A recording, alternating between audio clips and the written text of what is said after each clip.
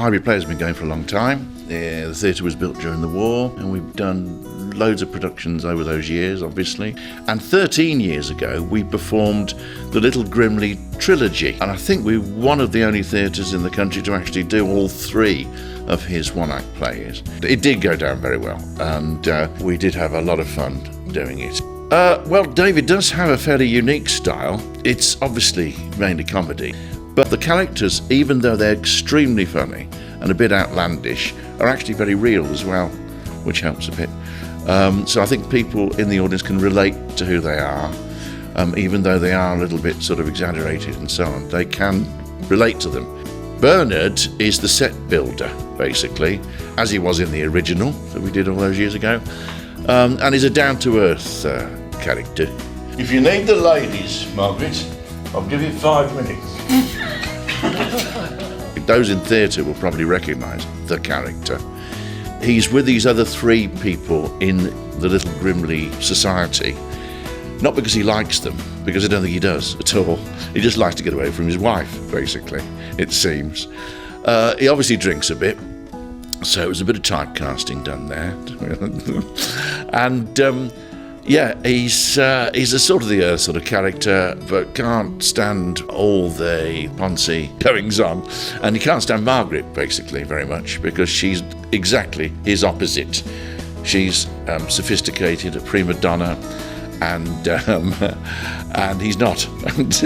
And so there is that sort of contrast. Oh, it's so much fun. It's so much fun. I mean, within the play itself, obviously, all 4 characters kind of have their moment, and it's so much fun finding that in Margaret, because I could just take her to the extreme where you wouldn't normally go with a character, because she's so theatrical and so over the top, darling. And so that's really, really good fun trying to find her limits. Joyce. I think she's got a heart of gold, but she's as thick as 2 short planks. Don't make fun of my spelling, Margaret. You know I'm dyslexic in one eye. No.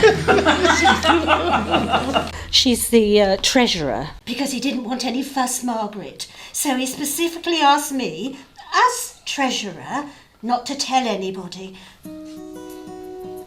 I think I might have told somebody, Gordon. A lovely character to play. As soon as I read it initially, 13 years ago, I thought about what would Joyce wear on her feet. And when I found the shoes, that's when I could develop the body language and the voice, and it was just great fun. And when Rob sent for the script from David, we all had to get together again and read it, and we just laughed and laughed and laughed. In fact, I doubt that any animal could copulate from that distance, not even Bourbon. A blue whale could. What? A blue whale has the longest penis of any animal in the world. 2.5 metres, 12-inch diameter.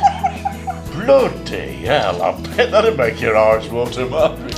Gordon, I think he's a very frustrated man. I think he's had an average career, possibly, I don't know, an accountant, solicitor, town clerk's department, and he's always done a good job, but never achieved very much. Like the rest of the cast, I did this 13 years ago, and I was absolutely delighted to be able to do this again, because, to be honest, it was like putting on a comfortable old suit. Bit tight round the waist, I have to say, after 13 years, but nevertheless easy to get into and to fall into the part. And I think it's so cleverly written.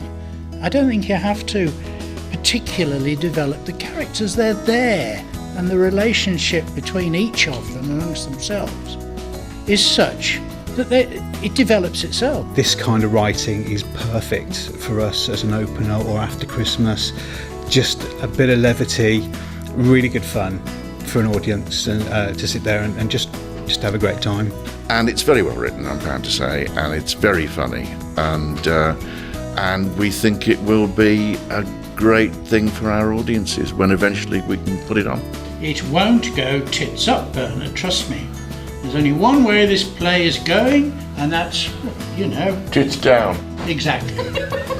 Tits down.